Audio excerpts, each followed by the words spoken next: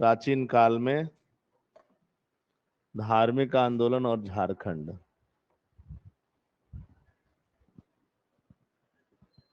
प्राचीन काल में धार्मिक आंदोलन और झारखंड। धार्मिक आंदोलन और झारखंड।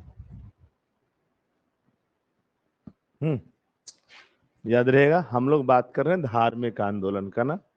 उस दरवाजे को थोड़ा सटाओ तो बाबू, ठीक है। ये ध्यान रखना है। नॉर्मली अगर हम लोग बात करें धार्मिक आंदोलन का, ठीक ना, तो ध्यान रखना है भारत के इतिहास में 6ठी शताब्दी बीसी, ठीक है, 6th सेंचुरी बीसी में एक घटना घटित हुई जिसको हम लोग कहते हैं धार्मिक आंदोलन। क्या घटना घटित हुई बाबू? जीवन में बहुत सारी जटिलता आना शुरू हुआ। जटिलता समझते हो? जैसे आप लोग समझो वर्ण व्यवस्था। वर्ण व्यवस्था जानते ही होगे, कम से कम इतना जान लो कि वर्ण व्यवस्था में क्या है कि उसमें बताया गया कि हमारा जो समाज है वो 4 वर्णों में विभाजित होगा, है ना। ब्राह्मण, क्षत्रिय, वैश्य और शूद्र, ये 4 वर्णों में विभाजित है। तो ये जो 4 वर्ण है इसमें क्या हो गया कि वर्णों का जो है ना कर्तव्य निर्धारित किया गया कि कौन कौन सा वर्ण क्या काम करेगा। याद रखेंगे ना, कौन कौन सा वर्ण है? एक है पहला ब्राह्मण, ठीक है, दूसरा जो है क्या है क्षत्रिय, तीसरा वैश्य, चौथा शूद्र। सभी जो है ना वर्णों का क्या किया गया? कर्तव्य निर्धारित किया गया।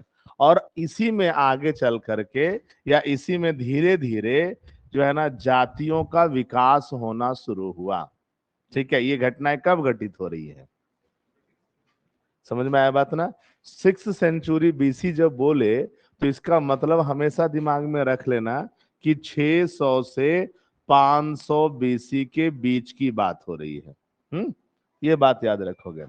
तो ये जीवन में जो जटिलता आ रहा है, ठीक है, चाहे वर्ण व्यवस्था के माध्यम से हो, जाति व्यवस्था के माध्यम से हो, या फिर जो नए नए बदलाव आ रहे हैं, राजा का पद वंशानुगत हो रहा है, राजा जो है ना अब ज्यादा से ज्यादा क्षेत्र को जीतना चाहता है।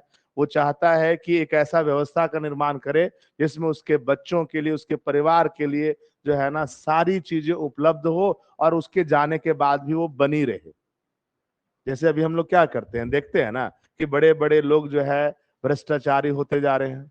बहुत सारे लोग जो है ना इतना सारा पैसा जो है कमाना चाहते हैं, इतना सारा पैसा जो है ना बनाना चाहते हैं कि उनका मानना होता है कि उनके आने के मतलब इनके जाने के बाद उनके 7 पुश्तों को भी कोई दिक्कत ना हो। देखते हैं ना आप। अगर ये सोच नहीं होता तो भ्रष्टाचार नहीं होता। अब जरा सोचो कि अगर ये सोच है कि हम कमा करके रख देंगे और 7 पुश्त बैठ करके खाएगा, ये कॉन्सेप्ट अगर उनके जीवन में, उनके दिमाग में चल रहा है, तो क्या कहानी होता है? वो ज्यादा से ज्यादा जो है ना घूस लेने पर जो है दिमाग लगाते हैं, तो व्यवस्था जटिल हो जाती है। आप कोई भी काम करने जाते हो अभी ऑफिस में या करवाने जाते हो कि जो है जाति प्रमाण पत्र जैसा छोटा प्रमाण पत्र बनाना भी है ना, तो भी आपको क्या देना पड़ता है? घूस। और ये कर्मचारी, सीआई, ये लोग जो है ना आपको नहीं कहेंगे पहली दफा में कि पैसा दे दो, है ना। वो पहले फॉर्म भरवाएंगे बहुत बढ़िया से और बोलेंगे थोड़ा दौड़ लो बाबू, 2-4 दिन 10 दिन दौड़ लोगे, अपने आप पूछ दोगे क्या चाहिए बताइए ना, कैसे बनेगा। कहते हो कि नहीं करते हो? क्या है, अगर वो जो है ना घूसखोर नहीं होता, अगर वो भ्रष्ट नहीं होता तो पहले दिन में काम हो जाता। लेकिन वो घुसखोर है तो पहले वो 8 दिन नहीं दौड़ाएगा ना, तो आप उसको मजबूर होकर के पैसा देने के लिए तैयार नहीं होगे। जटिल कर दिया कि नहीं कर दिया? तो ये ध्यान रखना है कि उस दौर में भी बहुत सारी जटिलताएं आई। तो इन जटिलताओं के विरोध में, इन जटिलताओं से बाहर निकलने के लिए कुछ जो है लोग सामने आए और उन्होंने अलग अलग विचार प्रस्तुत किए, अलग अलग जो है ना विचारधाराओं को लोगों के समक्ष रखा, और वो विचारधारा जो है वो धार्मिक आंदोलन के रूप में उपस्थित हुई आपके समक्ष। याद रखोगे, इसमें जो सबसे प्रमुख जो है धर्म बाहर निकला वो था बौद्ध धर्म, ठीक ना, ये ध्यान रखना है। और एक धर्म इस काल में बहुत मजबूत हुआ, उसका नाम था जैन धर्म। ये ध्यान रखोगे, ये धार्मिक आंदोलन का ही उपज है, ये दोनों धर्म। एक धर्म पहले से चला आ रहा था लेकिन मजबूत नहीं था बाबू, लेकिन यहाँ पर आकर के वो मजबूत हो गया और एक धर्म जो है ना यहाँ नया नया उदित हुआ। तो इन दोनों धर्मों का कहानी झारखंड में क्या है, थोड़ा हम लोगों को इसको जो है जानना और समझना है। कोई दिक्कत यहां तक में? अब देखो एक बात कि भाई अगर बौद्ध धर्म के बारे में हम चर्चा करें और थोड़ा बौद्ध धर्म के बारे में ना बताए तो फिर आपको कंफ्यूजन होगा। ठीक है, जैसे अगर हम झारखंड के बारे में बताएंगे कि कहीं से, जैसे बहोरनपुर एक जगह है, अभी हजारीबाग के आसपास में एक जगह है बहोरनपुर, जहां पर पुरातात्विक विभाग का लगातार खोज हो रहा है। वहां पर ना एक मिला मार विजय की मूर्ति। अब सवाल है मार विजय क्या होगा, है ना? जब तक हम जो है बुद्ध का कहानी आपको नहीं बताएंगे आप मार विजय नहीं समझोगे। दूसरा बात, वहां से मिला जो है एक स्तूप का जो है ना स्ट्रक्चर, संरचना। तो स्तूप क्या है आपको अगर नहीं समझ में आएगा तो फिर कैसे आप स्थापित करोगे कि क्या चीज था और क्या चीज नहीं था? ठीक है, तो हम लोग थोड़ा सा जो है ना पहले जान लेते हैं कि बौद्ध धर्म क्या था, जैन धर्म क्या था। तो पहले बौद्ध धर्म को जानेंगे, फिर बौद्ध धर्म का जो है ना झारखंड में क्या क्या कहानी हम लोगों को दिखाई देता है, क्या क्या यहाँ चीज पाया गया है, उसको हम लोग देखेंगे, है ना? तो जो है लिखो, पहला हेडिंग दो पहला हेडिंग दो, बौद्ध धर्म और झारखंड। बौद्ध धर्म और झारखंड। धार्मिक आंदोलन के दौर में झारखंड को देख रहे हैं तो सबसे पहले हम लोग देख रहे हैं किसको? बौद्ध धर्म को देख रहे हैं। ठीक है, झारखंड में इसकी क्या स्थिति रही, लेकिन उससे पहले जो है ना थोड़ा सा बौद्ध धर्म के बारे में जानना है। लिखो, बौद्ध धर्म का संक्षिप्त परिचय। बौद्ध धर्म का संक्षिप्त परिचय।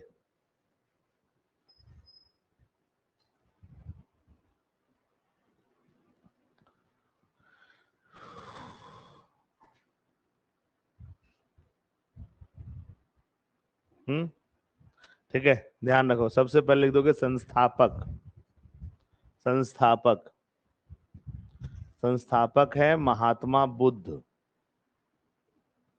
संस्थापक है महात्मा बुद्ध। हम्म याद रखोगे, संस्थापक कौन है? महात्मा बुद्ध है। बहुत बढ़िया। अब यहाँ पर जो है ना चीजों को समझने का प्रयास करो आप।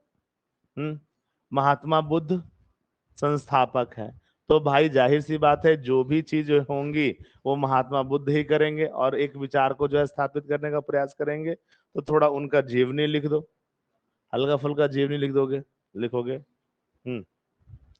जन्म, जन्म 563 बीसी, 563 है ना, 563 बीसी में इनका जन्म हुआ। दूसरा लिख दोगे जन्म स्थान। ठीक है,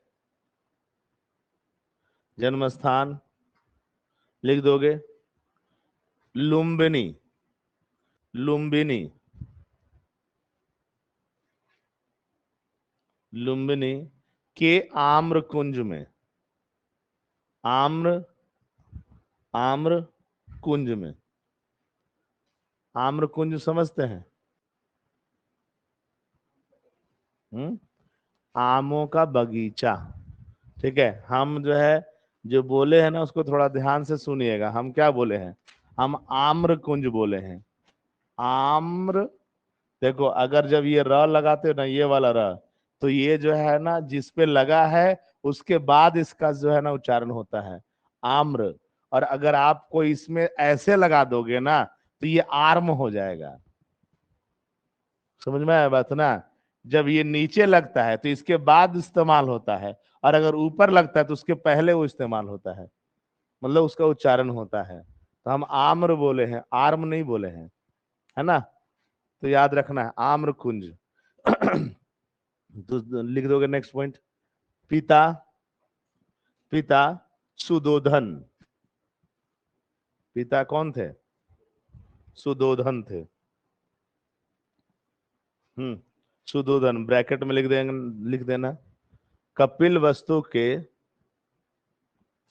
कपिल वस्तु के कपिल वस्तु के शाक्य कुल के प्रधान, शाक्य, शाक्य कुल के प्रधान, शाक्य कुल के प्रधान, ठीक ना।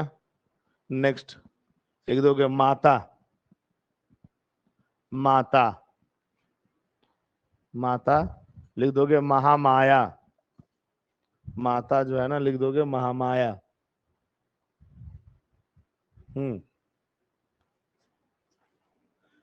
लिख दोगे पत्नी, पत्नी यशोधरा, पुत्र राहुल,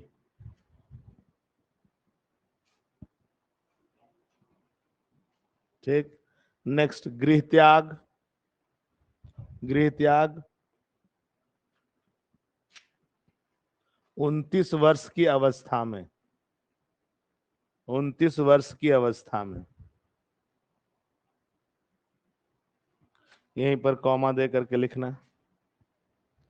इसे ही महाभिनिष्क्रमण कहा जाता है, इसे ही महाभिनिष्क्रमण कहा जाता है, महाभिनिष्क्रमण, भिनिष्क्रमण लिखना होगा। अगर नहीं लिख पा रहे हो तो बोलना है कि हाँ नहीं लिख पा रहे हैं सर, है ना। महाभिनिष्क्रमण,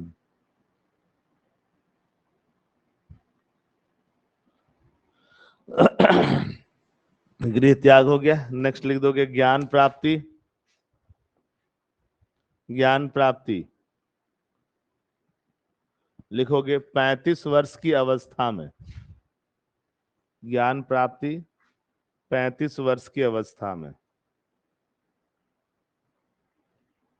ब्रैकेट में लिख दोगे बैसाख पूर्णिमा के दिन।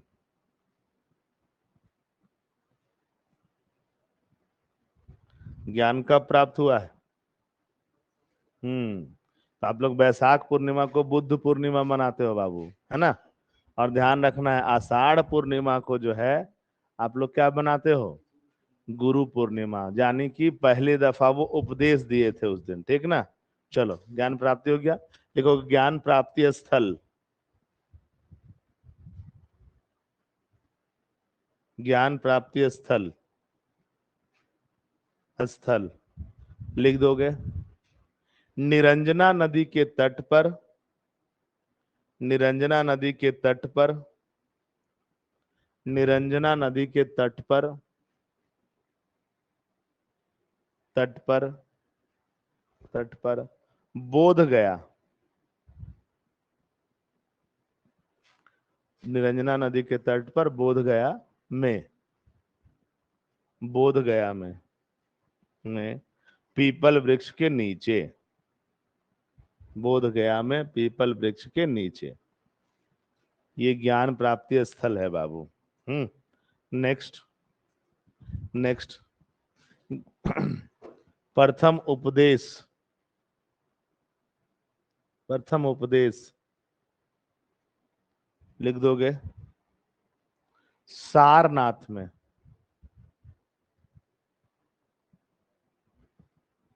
कहाँ है सारनाथ? बनारस के पास, है ना। सारनाथ में कॉमा दो।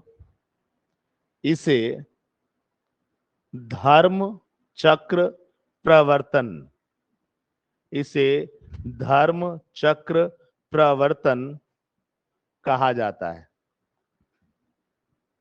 धर्म चक्र प्रवर्तन कहा जाता है। प्रथम उपदेश हो गया। नेक्स्ट, नेक्स्ट निर्वाण का अर्थ, निर्वाण का अर्थ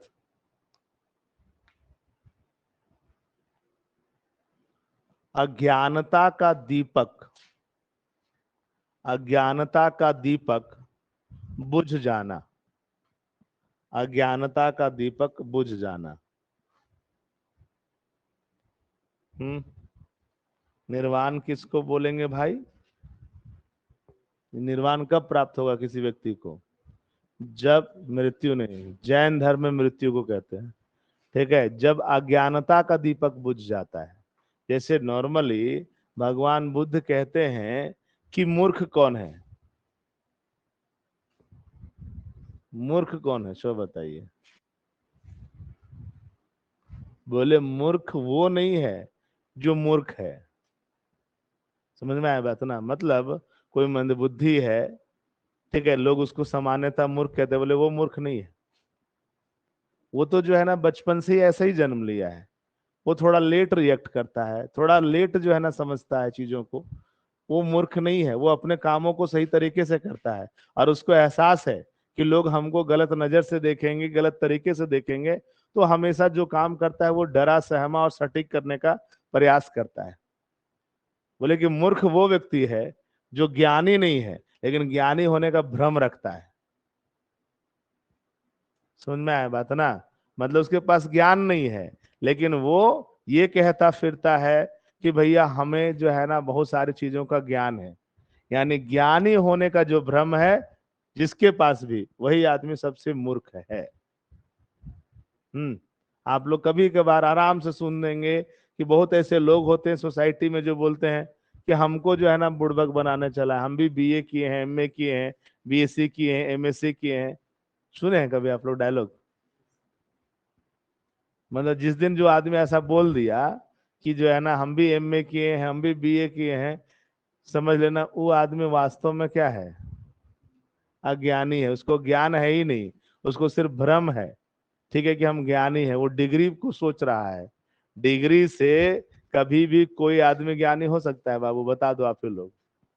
डिग्री तो एक सर्टिफिकेट है ना बाबू कि तुम ये एकेडमिक पहलू पार कर चुके हो, है ना। वो एकेडमिक पहलू कैसे मिलता है, बहुत बेहतर जो है ना, पहले तो नहीं जानते थे लेकिन अब जो है ना बहुत बेहतर तरीके से जानते हैं कि कैसे मिलता है। हम्म, समझ में आया बात। ठीक है, जब भारत की आजादी को लेकर के लोगों को नहीं पता है तो दूसरे चीजों को तो छोड़ ही देते हैं। दूसरा चीज तो एकदम बेतुका बात है बाबू। हम किसी व्यक्ति से अपेक्षा कर दे कि पारसनाथ पे 2 लाइन लिख दे, अपेक्षा कर दे कि वो जो है ना किसी दूसरे चीज पर 2 लाइन लिख दे, तो थोड़ा बहुत बड़ा बात हो जाएगा। आजादी की बात, ठीक है, ये हम लोग बचपन से सुनते आ रहे हैं। चलो सुनते नहीं भी आ रहे हैं ना, तो देखते आ रहे हैं, जीते आ रहे हैं। कम से कम 26 जनवरी और 15 अगस्त, ये 2 दिन तो झंडा लहराते हैं, दिखता है ना, गांव घर में भी लोग लहराता है, नहीं लहराता है। कुछ बच्चे ऐसे हैं, इनका जब कॉपी हम लोग काट रहे थे तो वो लोग लिखा कि भैया भारत ना आजाद जो है 2014 में हुआ। ठीक है, मतलब 1947 ईस्वी तक हम लोग अंग्रेजों के गुलाम थे, 1947 से लेकर के 2014 तक हम लोग कांग्रेस के गुलाम थे, और 2014 में जाकर के हमें आजादी प्राप्त हुई है। समझ में आया बात ना। और वो आदमी भी ग्रेजुएट हो गया है,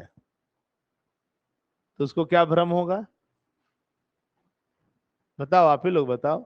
भ्रम होगा ना कि हम जो जानते थे वो सब सही है। उनको कौन बताए कि यूनिवर्सिटीज के रहमो कर्मों पर जो है ना लोग आजकल पास हो रहे हैं। नहीं तो बता देते ईमानदारी से, जो हालात है ना, 90% बच्चा पास होने लायक नहीं है यूनिवर्सिटी में। 90 भी हम ज्यादा मतलब जो है ना कम कर दिए हैं। वो जो 10% बता रहे हैं ना, वो 10% में भी से 5% इधर आ सकता है। हालात ये है, लेकिन उसको भी भ्रम होगा कि हम ग्रेजुएट हैं, हम पीजी हैं, और हमको जो है बहुत ज्ञान है। नहीं, अब आप लोग भी जानो भाई कि शायद आप लोग भी जो है 2014 में आजाद हुए होंगे क्या।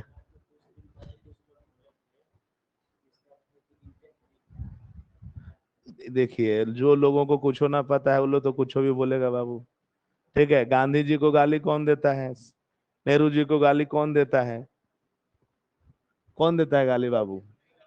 जो आदमी ना जीवन में गांधी को पढ़ा ही नहीं है, जो आदमी ना नेहरू के जो है ना क्रियाकलापों को जाना ही नहीं है, तो गाली देने के अलावा उसके पास कोई उपाय नहीं है।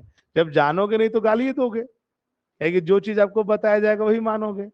ठीक है, जिस चीज को लेकर के सिंपली एक बात हम लोग जो है समझते हैं कि जिस व्यवस्था को लोग गाली दे रहा है और नेहरू जी के नाम पे गाली दे रहा है, मोदी जी उसी व्यवस्था पर चल करके वो प्रधानमंत्री बने। अगर नेहरू जी गाली लायक होते ना तो ये व्यवस्था ही नहीं होती।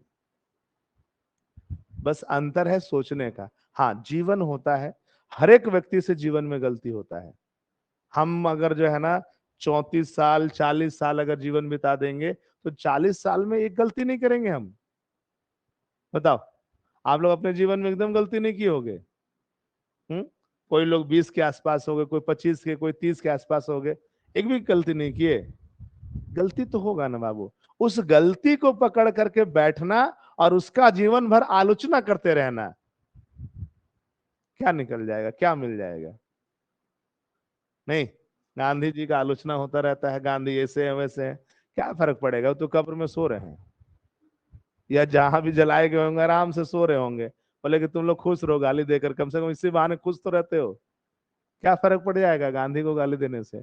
क्या फर्क पड़ जाएगा एपीजे अब्दुल कलाम को गाली देने से? क्या फर्क पड़ जाएगा जो है ना अटल बिहारी वाजपेयी को गाली देने से? वो लोग जो किए और गए, अब आप क्या करते हो? हम्म। तो बुद्ध जो बोले ना बाबू, वो बड़ा सटीक बात बोले हैं। ज्ञानी होने का भ्रम ही सबसे बड़ी मूर्खता है। ठीक है, याद रखोगे ना, भ्रम मत पालना। दुनिया में बहुत ज्ञानी लोग हैं, कभी सुने नहीं हो इसलिए बोलते हो कि हम ज्ञानी हैं। कभी बड़े बड़े सेमिनार्स में चले जाना, बड़े बड़े जो है ना, जो भी व्यक्ति आपसे ज्यादा जानते हैं उसको सुनने का प्रयास करना। हम लोग जो है ना बाबू अभी भी जीरो स्तर पे पाते हैं अपने आप को। जब कभी किसी सेमिनार में जाते हैं, उन लोग इतना जानता है, इतना उसके पास रेफरेंस है, इतना ज्ञान है उसके पास, सोच करके दिमाग हिल जाता है कि इतना जानता कैसे है। ठीक है, लेकिन हाँ, फिर भी हम लोग में से कुछ लोग ऐसे होते हैं जो सोचता है "हट, कुछ नहीं जानता, हम ही लोग जानते हैं"। नेक्स्ट पॉइंट लिखो, एक लिखो महानिर्वाण या महापरिनिर्वाण लिखना। महापरिनिर्वाण, महापरिनिर्वाण, महापरिनिर्वाण।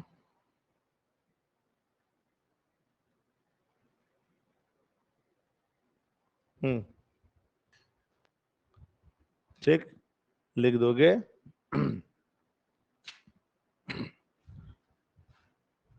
483 BC, 483 BC, कॉमा दे करके लिख दोगे, लिख दोगे, लिख दोगे। 80 वर्ष की अवस्था में, 80 वर्ष की अवस्था में, 80 वर्ष की अवस्था में। ठीक है, अब महापरिनिर्वाण का मतलब क्या होता है बाबू? मतलब मृत्यु। कॉमा दे करके मृत्यु लिख दो। मृत्यु को कब प्राप्त किए? 80 वर्ष की अवस्था में, 483 BC में। इस घटना को क्या बोलेंगे? महापरिनिर्वाण। अब देखो, कहानी थोड़ा सा समझने का प्रयास करोगे। हर धर्म जो है ना अपने गुरुओं का, हर धर्म जो है ना अपने पैगंबरों का, अपने देवताओं का ना महिमा मंडन करता है। महिमा मंडन समझते हो? क्या होता है महिमा मंडन? हाँ, व्याख्या करना ना, लेकिन बढ़ा चढ़ा करके। व्याख्या करना खाली नहीं, महिमा मंडन मतलब होता है कि उसकी महिमा को जस्टिफाई करने का प्रयास करता है, बढ़ा चढ़ा करके बताने का प्रयास करता है। हर एक धर्म में ये कहानी है। ये नहीं कह सकते हो कि हिंदू धर्म में नहीं है, इस्लाम धर्म में है, ये क्रिश्चियन में नहीं है, सिख में है, ऐसा नहीं।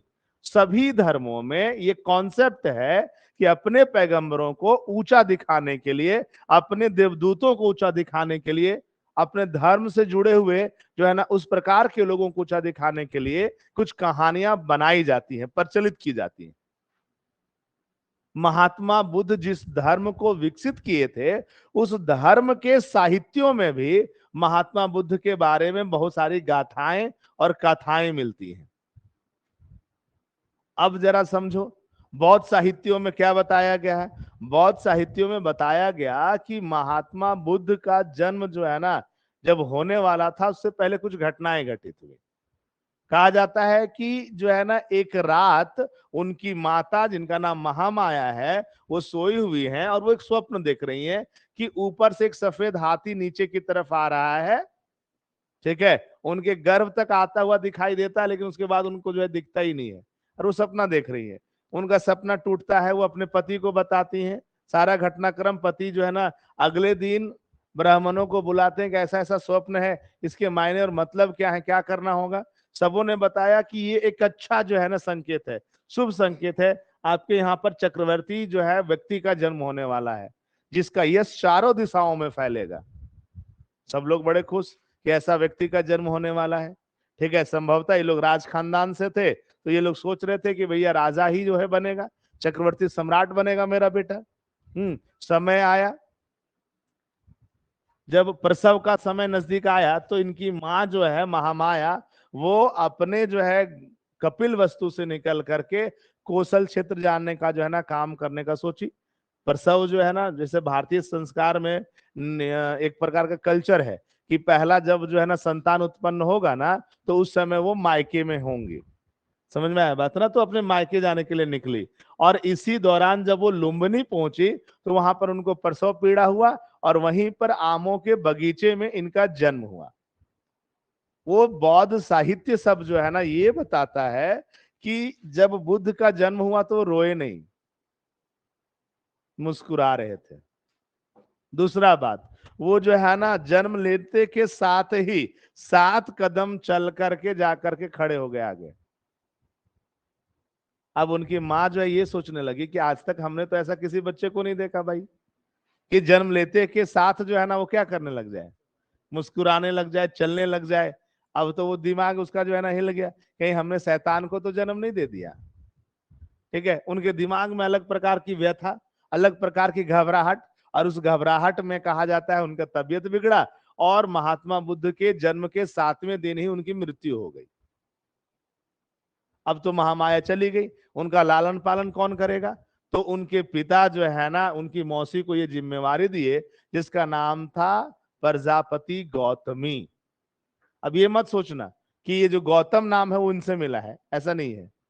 वो गौतम जो है वो गोत्र से थे, इसलिए इनका नाम गौतम है। महात्मा बुद्ध का बचपन का नाम क्या है, गौतम। याद रखोगे सब लोग,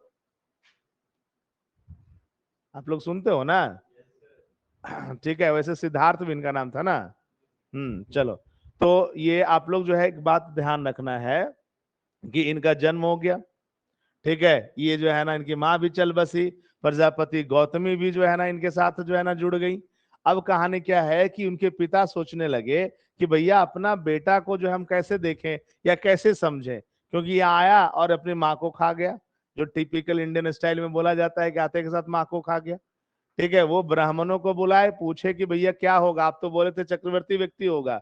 ब्राह्मण लोग फिर से आए, उनको देखे, हाथ पैर ललाट जो देखना है, फिर बोले कि नहीं नहीं ये चक्रवर्ती व्यक्ति ही है।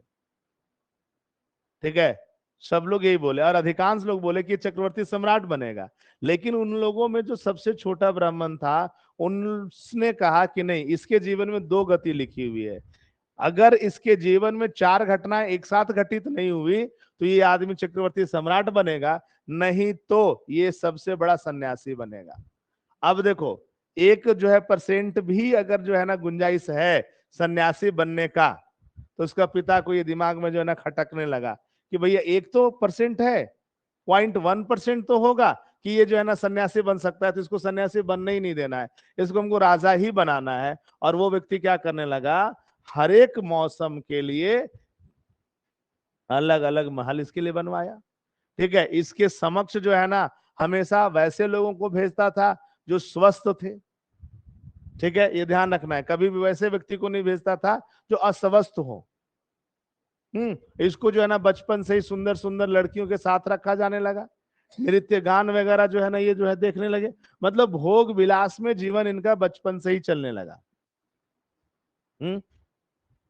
अब ये जो है ना जीवन चल रहा है, चल रहा है। ठीक है, आगे चल करके इनका जो है मतलब 16-17 साल की आयु में जो है ना विवाह भी करा दिया गया यशोधरा से। यशोधरा उस समय की सबसे ज्ञानी महिलाओं में से एक, ठीक है, सबसे सुंदर महिलाओं में से एक। अब जो है ना शादी वादी हो गया, समय बीतने लगा। एक दिन इनके मन में इच्छा जागृत हुआ कि थोड़ा शहर का भ्रमण करते हैं। अपने सारथी को बुलाए, बोले कि चलो हमको थोड़ा शहर घुमाओ। शहर घूमने गए तो वो जो है ना 4 घटना जो बोला था ना, वो एक साथ घटित होने के लिए तैयार था बाबू। पहला घटना क्या था, ध्यान रखना है, जैसे ही वो घुसे वो देखे कि एक बीमार आदमी है। बीमार आदमी बड़ा जो है ना ज्वर से यानी कि फीवर से वो पीड़ित था। वो जो है ना बड़ा रो रहा है, गा रहा है, उसको तकलीफ हो रहा है। अब वो बड़ा परेशान। तो महात्मा बुद्ध देखे, गौतम बुद्ध देखे कि भैया ये कौन है। बोला कि ये बीमारी है सर, ये जो है ना हर एक व्यक्ति के जीवन में आता है, और जब भी आपके शरीर में पीड़ा उत्पन्न होगी ऐसे ही कराएंगे। आगे बढ़ता है, एक वृद्ध व्यक्ति को देखता है।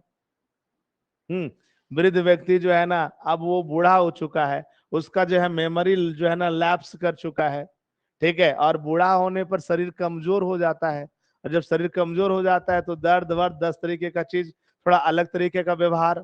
ये देख करके जो है ना महात्मा बुद्ध जो है ना और ये हुए कि अच्छा भैया ये कौन है। बोले ये बूढ़ा है, हर कोई बूढ़ा होगा, बहुत बढ़िया बात है। आगे गए तो एक शव को देखे, शव समझते हैं ना, लाश को देखे, और उसके पीछे लोग ना रोते चिंगाड़ते जो है ना जा रहे हैं कि भैया ये जो है ना अब हमारे बीच नहीं रहेगा। चानन यानी उनके सारथी बताए कि भैया इसके पीछे जो लोग भाग रहे हैं वो इसलिए रो रहे हैं क्योंकि वो जो अर्थी पे लेटा हुआ इंसान है ना दोबारा इनके जीवन में दिखाई नहीं देगा, और ये सोच नहीं पा रहे उसके बिना जीवन कैसा होगा। 3 हो गया घटना।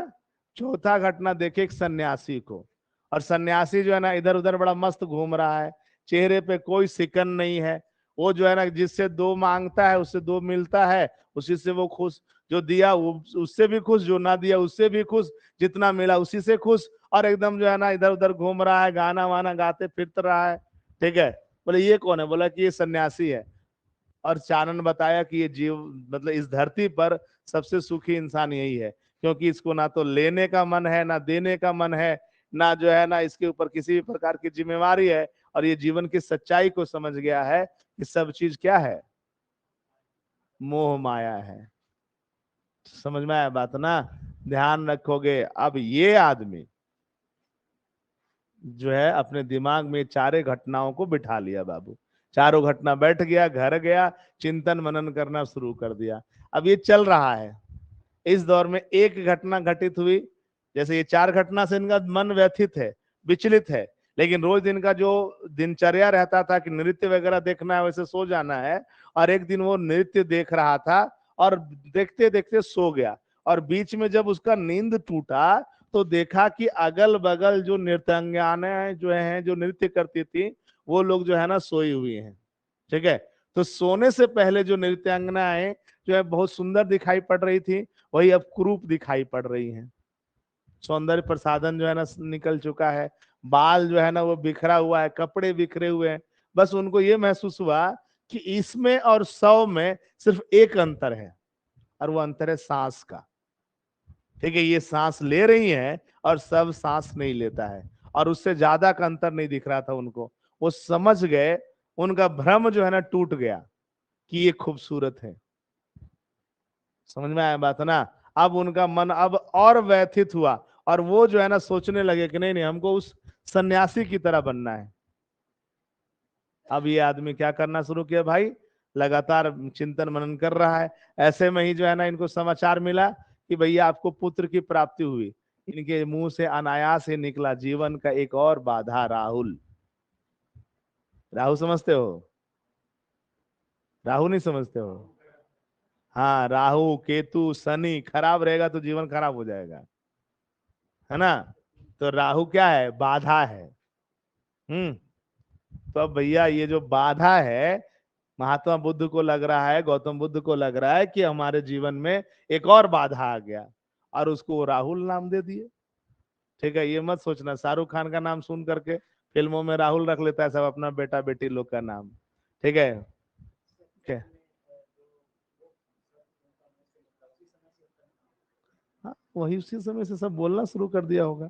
ठीक है, अब यहाँ पर देखो, अब वो समझे कि अगर हम नहीं निकले ना अभी यहाँ से तो इन जो है ना मोह माया के गर्त में हम और जाकर के फंस जाएंगे, हमको निकलना ही पड़ेगा। और जो है वो 29 वर्ष की अवस्था में गृह त्याग कर दिए।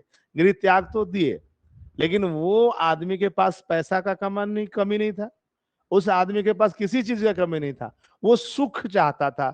वो ये जानना चाहता था कि जीवन का सच्चाई क्या है, हम लोग किस चीज के पीछे भाग रहे हैं। सबसे पहले वो जो है ना घर त्यागने के बाद एक गुरु के पास पहुंचा जिसका नाम था अलार कलाम।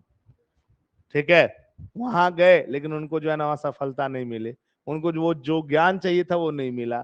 वहां से आगे बढ़े, राजगीर पहुंचे, और राजगीर में उनको एक और गुरु मिले, रुद्रक रामपुत, लेकिन उनसे भी उनको ज्ञान नहीं मिला, जीवन की सच्चाई समझ में नहीं आई। फिर वो वहां से आगे चल दिए जो है ना बोध गया की तरफ, और बोध गया की तरफ बढ़ रहे थे तो 5 ब्राह्मण कुमार जो है ना उनको मिले, और ये पांचों ब्राह्मण कुमार जो है ना ज्ञान की तलाश में थे। ये लोग भी जो है ना मोह माया से परेशान थे, जीवन को छोड़ करके आए थे।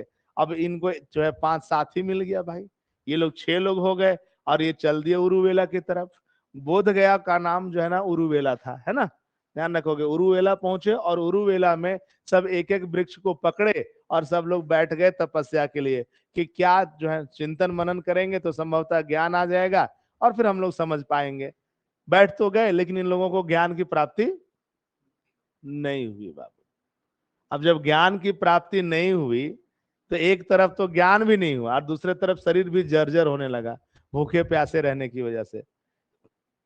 महात्मा बुद्ध वगैरह जहां पर कर रहे थे तपस्या, उसके सामने एक झोपड़ी बना करके एक महिला रहती थी जिसका नाम है सुजाता।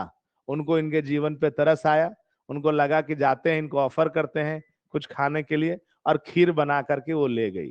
पांचों ब्राह्मण कुमार तो नकार दिए, लेकिन महात्मा बुद्ध बोले कि ज्ञान तो आया नहीं है भाई, खा लो, यथार्थवादी बनने में ही फायदा है। और वो सुजाता नामक स्त्री के हाथों का बना हुआ खीर खा लिए। वो पांचों ब्राह्मण कुमार गुस्सा गए, बोले कि ये आदमी ढकोसला बाज है, ठीक है, ये तो राजशाही खानदान से है भाई, ज्ञान नहीं भी प्राप्त होगा, घर जाकर के लौटेगा, माँ पिताजी को माफी मांगेगा, हो गया काम खत्म, फिर से राजा बन जाएगा, हम लोग का क्या होगा। हम्म, ध्यान रखना है। वो पांचों लोग इनको छोड़ करके भला बुरा बोल करके वो चल दिए किधर, जो है आगे बढ़ गए सारनाथ की तरफ। अब इनको बड़ा बुरा लगा, बेइज्जती लगा। ठीक है, महात्मा बुद्ध अब जो है ना प्रण लिए कि अब हम जो है ना तब तक यहाँ से नहीं हिलेंगे जब तक कि हमको ज्ञान की प्राप्ति ना हो जाए। और ध्यान रखना है 35 वर्ष की अवस्था में उनको ज्ञान की प्राप्ति हुई। अब यहाँ पर एक बात जो है गौर करने वाली है, आप लोग कभी जो है ना पता नहीं सीरियल वगैरह देखते हो नहीं देखते हो, या कभी ऐसा कुछ चीज देखते हो कि नहीं, जब भी ना कोई व्यक्ति तपस्या करने बैठता है ना तो हिंदू धर्म का एक जो है ना देवता है जिनका नाम है इंद्र, उनका ना सिंहासन डोलने लगता है कि भैया कहीं वो तपस्या करने वाला व्यक्ति हमारे पद को तो नहीं छीन लेगा। ठीक है, उनको जो है ना इस बात का जो है डर सताने लगा कि इतना कड़ा तपस्या कर रहा है, जरूर इसके मन में कुछ वैसा बात होगा। ठीक है, तो वो इसका तपस्या भंग करने के लिए कामदेव और उनकी पत्नी रति को भेजता है, बोलता है कि आप इनके सामने जाएं और काम क्रीड़ा करें, इनको जो है ना उद्वेलित करें, इनको जो है ना अपने तरफ जो है ना खींचने का प्रयास करें, ताकि इनका जो है ना ध्यान भग्न हो जाए, इनका तपस्या टूट जाए। लेकिन महात्मा बुद्ध जो है अपना जो लेकर के बैठे थे प्रण कि या तो ज्ञान आएगा या तो प्राण जाएगा, ये जो है ना उससे एकदम नहीं हटे, एकदम नहीं डिगे, और नॉर्मली उनको ज्ञान की प्राप्ति हो गई। अब देखो, जब इनको ज्ञान की प्राप्ति हो गई और ये आह्वान करते हैं कि हमको ज्ञान की प्राप्ति हो गई, तब जो है ना इनसे जो है ना सवाल पूछा जाता है आकाशवाणी के माध्यम से कि आपको ज्ञान की प्राप्ति हुई है और आप इस ज्ञान प्राप्ति के दौर में निश्चल रहे, निस्वार्थ रहे, निष्पक्ष रहे, किसी भी प्रकार की कामुकता आपके मन में नहीं आई, इसका सबूत दीजिए। तब उन्होंने जो है ना अपने दाएं हाथ के इस अंगूठे को जो है ना क्या किया, भूमि में स्पर्श किया। ठीक है, और पृथ्वी देव का जो है क्या किया, आह्वान किया, बोला कि हम आपके साथ लगातार जुड़े रहे और आप साक्षी हैं, तो आप बताएं कि हमने जो ज्ञान प्राप्त किया है वो निष्पक्ष है या नहीं है, निस्वार्थ है या नहीं है, बिना जो है ना किसी लोभ लालच, किसी कामुकता में आए बिना हमने ज्ञान को प्राप्त किया, या बताने का प्रयास करें। फिर पृथ्वी देव या देवी जो भी कहते हैं वो जो है ना इनके फेवर में आकर के बोली कि हाँ ये हुआ है। तो ध्यान रखना है, ये जो घटना घटित हुआ ना बाबू, इसमें वो जो है ना भूमि को स्पर्श करते हैं और वहां से जो है ना पृथ्वी देव या देवी का उत्पत्ति होता है और वो इनके फेवर में जो है ना सबूत बन करके जो है ना बात कहती हैं। ये कहलाता है मार विजय। मार विजय समझते हैं? मार विजय मतलब कामदेव और रति जो है ना वो मार है। मार मतलब बुरे जो है ना क्या कह सकते हैं, तत्व हैं जिससे हम प्रभावित नहीं हुए हैं, बुरे तत्वों पर हमने विजय प्राप्त किया है। समझ में आया बात ना? तो मार मतलब बुरा तत्व, और बुरा तत्व पर जो है विजय प्राप्त करने के लिए जो है ना उन्होंने कार्य किया था। और इसी बात को सबूत देने के लिए उन्होंने किसका जो है ना आह्वान किया? पृथ्वी देव का। तो ये ध्यान रखना, भूमि स्पर्श मुद्रा किस चीज को दर्शाता है? तो मार विजय को दर्शाता है। वो सबूत दे रही है, मतलब कि ये आदमी जो है ना मन से हारा नहीं, उस पर विजय प्राप्त किया है। तो मार विजय को दर्शाने के लिए किस मुद्रा में मूर्ति बनेगा? भूमि स्पर्श मुद्रा में। ठीक है, अब ज्ञान का प्राप्ति तो हो गया, लेकिन अब देखो नॉर्मल से एक बात को समझना। जैसे हम यहाँ पर आपको बता रहे हैं, आप काहे सुन रहे हैं भाई महात्मा बुद्ध का कहानी? काहे सुन रहे हैं? किसी को नहीं पता है काहे सुन रहे हैं कहानी? एग्जाम में पूछेगा इसलिए सुन रहे हैं, दूसरा कोई रीजन ना है बाबू। एग्जाम में नहीं पूछता ना तो बेकार वाला बात। जैसे अभी हम जाए वहां सड़क पे और माइक ले ले, चोंगा ले ले और बोलना शुरू कर दें, कितना लोग मेरा बात सुनेगा? या ऐसे ही बोलना बीच सड़क पे हम शुरू कर दें, कितना लोग सुनेगा? आते जाते वाला लोग देखते हुए हंसते हुए पार होगा, बोले पगला गया, ज्यादा पढ़ रहा था। नहीं, कोई ऐसा भी जो है ना कल्याणकारी आदमी होगा कि उठा के काके में भर्ती करवा देगा, बोले कि नहीं नहीं ज्यादा पढ़ लिया तीसरी स्थिति। क्या है कहने का मतलब?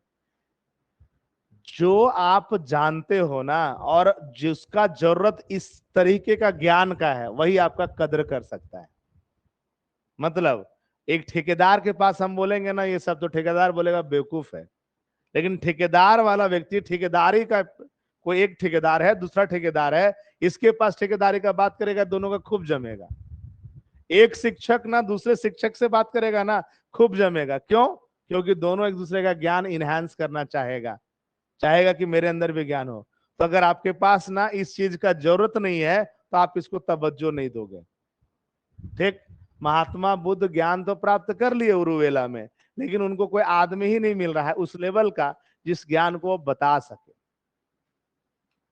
ठीक है, तो भटकते भटकते सारनाथ पहुंच गए और वहां पर वो पांचों जो है ना ब्राह्मण मिले जो वहां से छोड़ करके आया था। और महात्मा बुद्ध उनको बोले कि इधर आओ इधर आओ, हमको ज्ञान प्राप्त हो गया, थोड़ा सुन लो। ठीक है, और महात्मा बुद्ध पहला उपदेश सारनाथ में दिए उसी पांचों ब्राह्मण को। ठीक है, और चूंकि वो लोग भी ज्ञान की तलाश में था तो उनको ज्ञान का जरूरत था, तो इनकी बातों को सुने और वो फिर जो है इनके चीजों को जो है समझते हुए इनके शिष्य बन गए बाबू। अब ज्ञान क्या था? तो ज्ञान में जो है ना दो तीन चीज याद रखे। पहला, ये दुनिया दुखमय है, दुनिया के हर पहलू में दुख है, यानी सबम दुखम। बताओ किसमें दुख नहीं है? लाइट कट गया तो दुख था, अरे बड़ी गर्मी लग रहा है। ठीक है, रिजल्ट में पास हो गए तो भी दुख है बाबू, थोड़ा देर के लिए खुशी का बात है, लेकिन दुख का ये बात है कि अब पास कर गए, लोगों की अपेक्षा आपसे बढ़ जाएंगी। अभी जो आपसे लोग नहीं मांग रहा है ना पैसा कौड़ी, जैसे ही परीक्षा पास करोगे ना सब आपसे पैसा कौड़ी मांगना शुरू कर देगा। आज पैर टूट गया, कल नाक टूट गया, बाल टूट गया, थोड़ा पैसा दे दो। और आप ना नहीं बोल पाए तो दुख है, हाँ बोले तो भी दुख है, क्योंकि हाँ बोलोगे तो पैसा देना पड़ेगा, ना बोलोगे तो जो है लोग बोलेगा कि घमंडी हो गया। दे दिए तो कोई दोबारा वापस नहीं लौटाएगा। कहानी क्या है? किसी से प्रेम करते हो मिल जाए तो भी दुख का कारण है, क्योंकि सोसाइटी वाले एक्सेप्ट नहीं करेंगे। अगर जो है ना मिले तो जो है ना दुख होगा, क्योंकि आपका मन दुखी होगा। मतलब कुल मिलाकर के सबम दुखम। ठीक है, और महात्मा बुद्ध बताते हैं ये दुख कहां से उत्पन्न होता है? तो दुख उत्पन्न होता है अज्ञानता से, और किसी चीज से नहीं होता है बाबू। अज्ञानता से जो है ना दुख की उत्पत्ति होती है। जैसे एक बात बताओ, कितने लोग जो है ना यहाँ पर जो है ना रेंट पे रहते हो? कितने लोग? लगभग सब लोग। रूममेट भी होगा कोई? कितने लोग रूममेट के साथ रहते हो? ठीक है, देखो अकेले रहते हो उसका हम बात नहीं करते, लेकिन रूममेट वाले का कहानी हम बता देते हैं। रूममेट में जब साथ रहते हो तो हर रूममेट के साथ ना, चाहे कितना अच्छा दोस्ती हो, मन मुटाव होना शुरू हो जाता है। रीजन क्या है? अपेक्षा। ये ध्यान रखना, रीजन है अपेक्षा। जैसे अभी हम मान लो अकेला है, ठीक ना, तो हमको पता है कि सब काम हमको ही करना पड़ेगा। खुद के खाने के लिए भी करना पड़ेगा, हमारा कपड़ा है तो हम ही को धोना पड़ेगा, पानी है तो हम ही को जो इस्तेमाल करना पड़ेगा। हर चीज में आप अकेले सोच रहे हो। लेकिन अगर दूसरा व्यक्ति जब आ जाता है ना, तो आप अपेक्षा रखते हो कि वो भी बना रहा होगा, वो भी ये काम कर रहा होगा। आप ना पहले खुद उठ करके पानी लेते थे, आप जो है ना अब उसको बोलते हो कि थोड़ा पानी बढ़ाना। और अगर वो नहीं देता है तो आपका अपेक्षा टूट जाता है और आपको दुख की उत्पत्ति होती है। अज्ञानता क्या है? अज्ञानता यहाँ पर यह है कि भाई आप ये भ्रम पाल लेते हो कि सामने वाला जो आदमी है वो आपका उसी रूप में जो है ना सहायता करेगा जैसा आप सोचते हो। ऐसा होता है। हम्म। एक घर में नॉर्मली देखो, नाम समझो, ऐसे माँ होती है जब अकेले ना, तो सब वो काम कर रही होती है, कोई विवाद नहीं होता है, बेटा बेटी किसी से नहीं होता है। लेकिन अगर एक बहू आ जाती है तो वही माँ के साथ जो है ना, जिसका कोई विवाद नहीं था, उसका बहू के साथ विवाद होना शुरू हो जाता है। काहे? अपेक्षा। नहीं, अब वो जो है ना सास सोचती है कि हम जैसा करते थे बहू वैसे ही करे। अब जो बहू है उसका काम करने का तरीका अलग, इसका काम करने का तरीका अलग, लड़ाई शुरू हो जाता है। चलो मान लो सास बहू में लड़ाई ना भी हो, तो गोतनी समझते हो आप लोग क्या होता है? कभी भी देखना, अगर आपके घर में भाभी होंगी, जब वो अकेली ही होंगी, तो कोई लड़ाई नहीं हो रहा है बाबू, आराम से वो आपको भी खिला रही हैं, आपके 10 दोस्तों को भी खाना खिलाएंगी, तनिक भी उफ नहीं करेंगी। अगर आप शादी करके ले आओ भाई उनकी जो है ना देवरानी, अब देखो लड़ाई शुरू। जिस देवर से भाभी का बहुत प्रेम चलता था, वो क्या हो गया? सोच करके देखो, होता है ना। लड़ाई कब होता है? भाई भाई जब अकेले रहता है, शादी नहीं हुआ रहता है, तो कोई भाई में लड़ाई नहीं होता है बाबू, कि तुम ज्यादा छीन लिया तुम कम कर लेना। भाई में लड़ाई होता ही नहीं, एकदम राम और जो है ना लक्ष्मण वाला प्यार होता है। उसके बाद जैसे ही महिलाओं का एंट्री हुआ, अब महिलाओं में एक भ्रम होता है कि हम ज्ञानी हैं। यही अज्ञानता है। समझ में आया बात ना? और यही अज्ञानता जो है ना लड़ाई का कारण बनता है, क्या कि इस अज्ञानतावश वो अपेक्षा रखते हैं। समझ में आया बात ना? और यही अपेक्षा दुख का कारण बनता है। याद रखोगे? इसलिए जीवन में किसी से अपेक्षा मत रखना, सुखी रहोगे। तो बुद्ध ये सब बताए, ठीक ना, उन्हीं बुद्ध को देखना है कि उनका जो है ना क्या क्या पहलू झारखंड में दिखाई दिया, कहां पर स्तूप दिखाई पड़ा, कहां बिहार दिखाई पड़ा, कहां पर जो है चैत्य दिखाई पड़ा, या फिर कहां पर उनके जैसा ही चीज जो है ना यहाँ पर हुआ। उन सारे चीजों को देखना और समझना हम लोगों को है।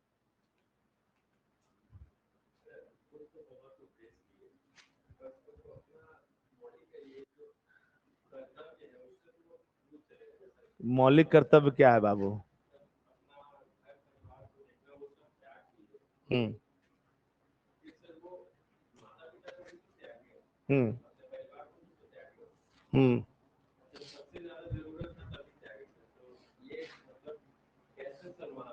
एक कहानी है बाबू, राम का नाम सुने हो? राम भगवान है हिंदुओं के। वो व्यक्ति क्या किए? वो व्यक्ति पिता के कहने पे घर का त्याग किए, वनवास गए। वनवास में उनकी पत्नी हर ली गई और वो रावण के यहाँ चली गई।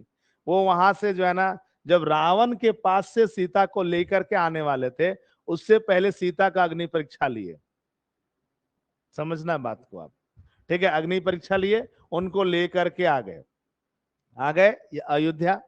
अब यहाँ पर एक व्यक्ति अपनी पत्नी को जो है ना मार पीट रहा है, और वो कह रहा है कि हम राम के जैसा बेवकूफ नहीं है जो पर पुरुष के यहाँ पे रह आई स्त्री को जो है ना घर में रख ले। अब इस बात को जब वो सुनते हैं और इस तरीके का बातों को जो है ना वो सोचते हैं, फिर से वो अपनी पत्नी का त्याग कर देते हैं, जंगल भेज देते हैं। अब क्या कहानी है? नजरिया अगर सिर्फ एक रखना है तो बात अलग है। जीवन में माँ पिता का ही जो है ध्यान रखना, ये बहुत बढ़िया बात है, ये ध्यान रखना की गलत बात नहीं है। लेकिन आपको ये देखा ध्यान रखना होगा कि अगर हमारे ज्ञान की वजह से हमारे माता पिता का जो है ना भले ही थोड़ा तकलीफ हो, उनको थोड़ा जो है ना दिक्कत हो, लेकिन अगर हम जो ज्ञान देंगे और उससे लोगों के मन का अज्ञानता मिटेगा और उससे अधिकांश पुत्र पुत्रियां अपने माता पिता की सेवा करने लग जाएंगी, तो उस माता पिता के सेवा की अपेक्षा वो बड़ा सेवा होगा। यहाँ पे तो हम सिर्फ एक माता पिता का सेवा करते हैं ना, लेकिन जो ज्ञान हम देंगे उससे क्या हो जाएगा, बहुत सारे लोगों को जो है ना ये समझ आएगा कि माता पिता का सेवा करना चाहिए, और बिना कोई अपेक्षा का निश्चल भाव से। तो अभी हम जो राम का कहानी सुना है उसमें ये बात है कि राम जो है ना सीता को फिर काहे छोड़ दिए? पहली दफा छोड़े क्योंकि पिता वचनबद्ध थे। समझ में आया बात ना? कैकेयी से वचनबद्ध थे कि उनको जो है एक वरदान देने का वो वादा किए थे, वो मांगी, और उनके जो है ना वचन के लिए ये लोग चले गए सन्यास। कोई बड़ा बात नहीं है। लेकिन दूसरी बार अपनी पत्नी को काहे भेज दिए? अगर आप पत्नी को भेजे तो यहाँ पर तो इनका भी तो ये पहलू प्रभावित हुआ ना बाबू। क्या पहलू प्रभावित हुआ?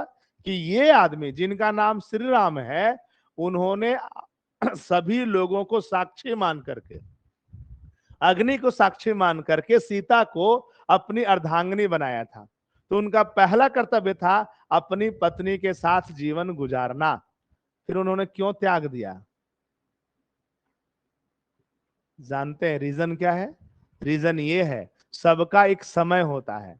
जब पिता की बात मानने का समय था तो उन्होंने पिता का बात माना। जब पत्नी के प्रति प्रेम उद्गार करने का जो है समय था तो उन्होंने अपने पत्नी के लिए जो है ना इतनी बड़ी लड़ाई लड़ दी।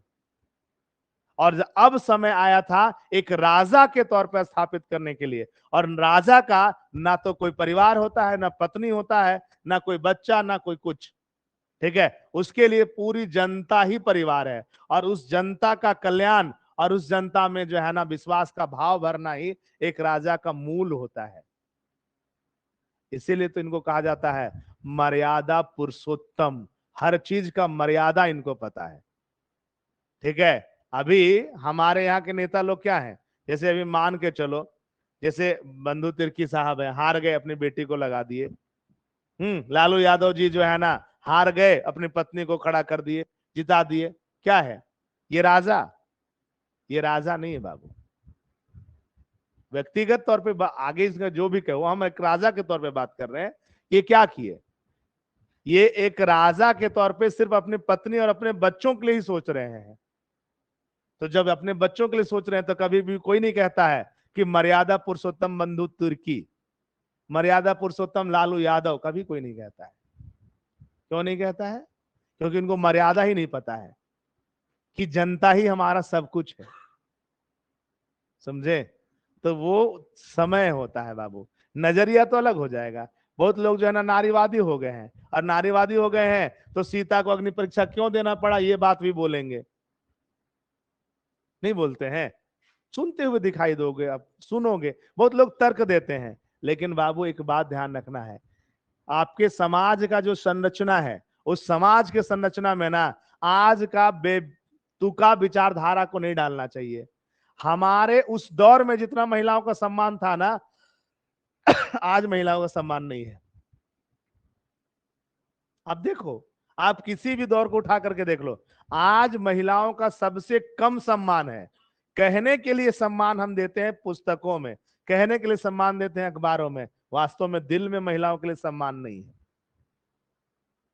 कारण क्या है? कारण है कि जैसे वर्ण व्यवस्था बनाया गया था ना बाबू, समाज के सुचारू संचालन के लिए, यानी सबका कर्तव्य निर्धारित किया गया था, और जब का सबका कर्तव्य निर्धारित है तो अपने अपने कर्तव्यों को लेकर के लोग ईमानदार होते थे, समाज अच्छा चलता था। जैसे ही इस कर्तव्य से विमुख होना शुरू हुए, समाज जटिल हो गया, आपस में गुत्थम गुत्थी और लड़ाई बढ़ गई। वैसे ही ध्यान रखना, एक परिवार को चलाने के लिए जो है ना कर्तव्य का निर्धारण किया गया था, शारीरिक क्षमता को देखते हुए, मानसिक क्षमता को देखते हुए, ठीक है। और वो कर्तव्य निर्धारण क्या था कि एक पुरुष जो है वो बाहर कमाएगा, वो मेहनत का वो काम करेगा जिसमें ज्यादा ताकत की अपेक्षा है, ज्यादा आवश्यकता है, और वो वहां से लाएगा धन कमा करके। लेकिन एक महिला शारीरिक रूप से भले ही पुरुष से कम है, लेकिन मानसिक रूप से वो ज्यादा धैर्यवान है, मानसिक रूप से वो ज्यादा मजबूत है, तो 10 लोगों की बात सुनते हुए भी जो है ना धैर्य बना करके आगे वो जीवन जा सकती है, चला सकती है। इसलिए उसको जो है ना दिया गया कर्तव्य कि उनको घर का काम करना चाहिए, यानी पुरुष बाहर का और महिलाएं घर का। और इस तरीके से परिवार जो है ना आगे बढ़ता था, घर आगे चलता था, और उनका निर्धारण उसी रूप में किया गया बाबू। जब ये चीज बदला ना, तो सोसाइटी में क्या बदल रहा है, सोच करके देखो क्या बदल रहा है। बदल ये रहा है कि देखो, हमेशा एक बात ध्यान रखना है, आप लोग कितने लोगों का घर रांची में नहीं है, सो बताओ तो, हाथ उठाओ तो जरा। हाँ, बहुत बढ़िया बात है। कितना बजे उठते हो बाबू सो करके, और कितना बजे सोते हो, सो बताना। 12 बजे जो है सोते हो, सुबह 6:30 बजे उठते हो, ठीक है। खाने होने का कोई टाइम फिक्स है नहीं ना? घर में रहते तो पिताजी कितना बजे उठाते, सो बताना। वो 5 बजे उठा देते बाबू किसी भी हालत में। गर्मी का दिन रहेगा तो 5 4:30 बजे भी उठा सकते थे वो। यहां पर आप क्या कर रहे हो, क्या कर रहे हो बताओ जरा। हम्म आप जो है ना यहाँ पर ये कर रहे हो कि अपनी मर्जी का काम कर रहे हो। क्यों? आपको लग रहा है आपके ऊपर कोई बंदिश नहीं है। जब मन तब किसी से बात करना, जब मन करना है तब खाना है, जब मन करना है तो नहाना है, नहीं तो नहीं हो नहाना है, ठीक है। जब मन करना है तब सो करके उठना है, और मन किया तो जो है जा करके चाय के दुकान में, कैफे में, रेस्टोरेंट में समय भी बिता देना है ना? क्यों ऐसा करते हो बाबू? घरवा में करते हो, माँ पिताजी के सामने नहीं करते हो। क्यों नहीं करते हो? रीजन पता है? वहां नियंत्रण है, ध्यान रखना है, यहां पर आप पर नियंत्रण नहीं है। तो जब आज के दौर में ये नारीवादी विचारधारा जब आगे बढ़ी ना बाबू, तो सब लड़कियों को लगने लगा कि भैया हमारे ऊपर जो है ना बेवजह का नियंत्रण है, हमको आजादी मिलनी चाहिए। और जैसे ही समाज ना इनको नियंत्रण से जो है ना थोड़ा मुक्त किया, आप देखो समाज में जो है विकराल प्रवृत्ति उभर करके सामने आनी शुरू हुई। पुरुषों से संबंधित तो समस्याएं कम है, महिलाओं से संबंधित समस्याएं ज्यादा हैं, और महिलाएं ही समस्याओं की जनक है। मेरा बात कठोर लग सकता है, लेकिन सच यही है। हम कल कहानी बताए थे ना, आप लोगों ने बताए थे, एक लड़की है वो अपने जीजा की हत्या सिर्फ इसलिए कर दी क्योंकि उसको अपने बहन से ही प्रेम है, मतलब वो लेस्बियन है। ये नियंत्रण छोड़ने का परिणाम है बाबू। ज्योति मौर्य जैसी महिलाएं, वो थोड़ा सा जो है ना पाली कोई चीज, उनको वो चीज नजर नहीं आया, वो सभ्यता और संस्कृति का पार्ट नजर नहीं आया, उनको सामाजिक संरचना का कहानी समझ में नहीं आया। क्यों? क्योंकि उनको जो है ना आप नियंत्रण से थोड़ा सा आजाद कर दिए। तो उनको लगने लगा, कैसे, जैसे आप घर से निकले हो तो हमको कोई नहीं बोल सकता, वैसे ही उनको लगने लगा कि हम अधिकारी बन गए, अब हमको कोई कुछ नहीं बोल सकता, जो चाहे कर ले। क्या हो रहा है? समाज ना गिरना शुरू कर देता है। जो बनाया गया था ना सिस्टम, कुछ तो रीजन रहा होगा बाबू, लेकिन उसको जो है ना ये जो नया विचारधारा के लोग हैं जो सिगुफा मानते हैं, वो लोग क्या कर दिए, वो मन में झूठा झूठा भ्रम भरे हैं कि आप नारीवादी, आप पुरुषवादी, ऐसा कपड़ों पहना तो जेंटलमैन, ऐसा कपड़ा पहने तो मॉडर्न। कपड़ा कुछ भी पहनो बाबू, फर्क नहीं पड़ता है, यहां से जब तक आप एकदम बृहद मानसिकता का नहीं हो। आप बता देते हैं ईमानदारी से, ऐसा नहीं है कि कोई आदमी पूरा साड़ी में रहेगा तो लोग उसको अश्लील नजर से नहीं देखेगा। सो जिसका मन में अश्लीलता होगा ना बाबू, लड़की को साड़ी में भी ना अश्लील देखेगा। और जिसके मन में अश्लीलता नहीं होगा ना, वो जो है ना किसी भी रूप में कोई आ जाए, मन में आएगा ही नहीं कुछ अश्लीलता। क्या कहानी है? यहां से बड़ा होना, चाहे वो लड़का हो चाहे लड़की हो। यही नहीं हो रहे हम लोग यहां से, बाकी सभी जगह से हो रहे हैं। चलो, दुख के कारणों पे कल भी चर्चा करेंगे।